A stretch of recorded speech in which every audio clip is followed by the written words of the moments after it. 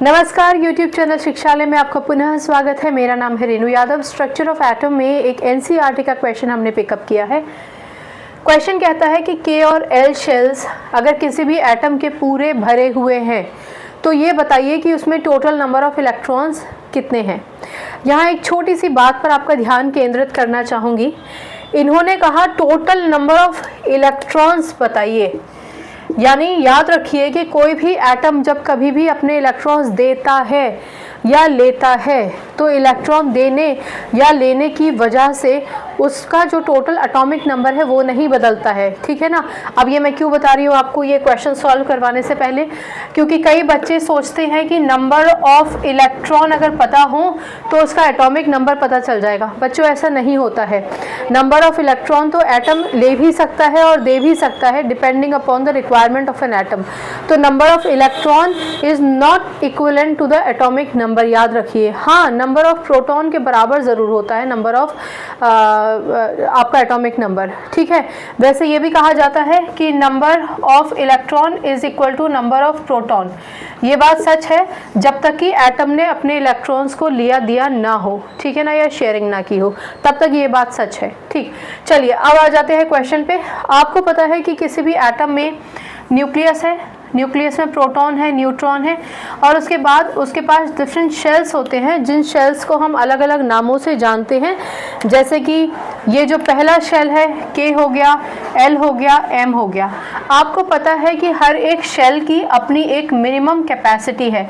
जैसे K shell में सिर्फ 2 ही इलेक्ट्रॉन आ सकते हैं, L शेल में सिर्फ 8 ही इलेक्ट्रॉन आ सकते हैं, M शेल में आने को तो 18 मैक्सिमम इलेक्ट्रॉन आ सकते हैं, लेकिन मिनिमम अगर 8 भी इलेक्ट्रॉन M शेल में है तो उसका ऑक्टेट कंप्लीट माना जाता है।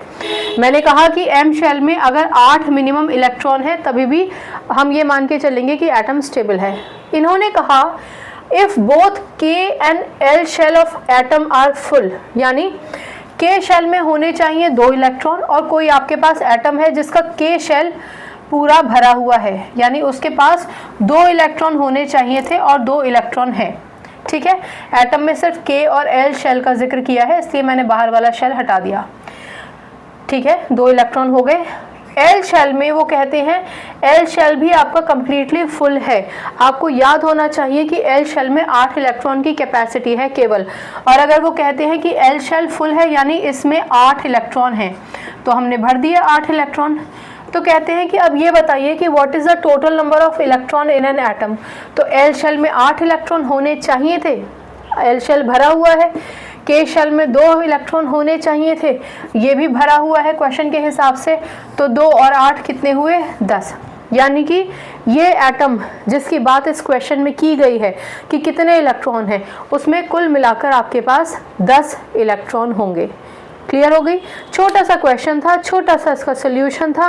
बेसिक कॉन्सेप्ट होते हैं, पर हमेशा याद रखिए कि जब कभी भी ये आपसे पूछ क्या रहे हैं, टोटल नंबर ऑफ इलेक्ट्रॉन पूछ रहे हैं किसी भी एटम में, या फिर यहाँ पर कुछ और बढ़ोतरी करके एटॉमिक नंबर ऑफ एलिमेंट पूछ रहे हैं, दोबारा से याद रखिए number of proton number of electron के बराबर होते हैं हमेशा। लेकिन क्योंकि नंबर ऑफ इलेक्ट्रॉन दिए जा सकते हैं, लिए जा सकते हैं या शेयर किए जा सकते हैं, इसलिए कभी भी ये मत कहिए कि number of electron is equal to atomic number. नहीं, ऐसा नहीं होता, क्योंकि इलेक्ट्रॉन का लेन देन या शेयरिंग होने की वजह से इलेक्ट्रॉन की संख्या में कमी आ सकती है, वृद्धि हो सकती है, शेयरिंग की वजह से स्टेबल हो सकता है एटम। क्लियर।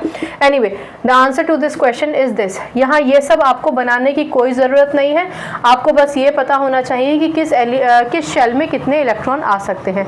यहाँ हमने एक क्वेश्चन डिस्कस किया, अगले लेक्चर में हम ऐसा ही एक और क्वेश्चन डिस्कस करने वाले हैं। वो क्वेश्चन NCERT का नहीं है, आपकी साइड हेल्प बुक में एक क्वेश्चन था, मुझे लगा कि आपसे शेयर करना चाहिए तो मैं आपको बताऊंगी।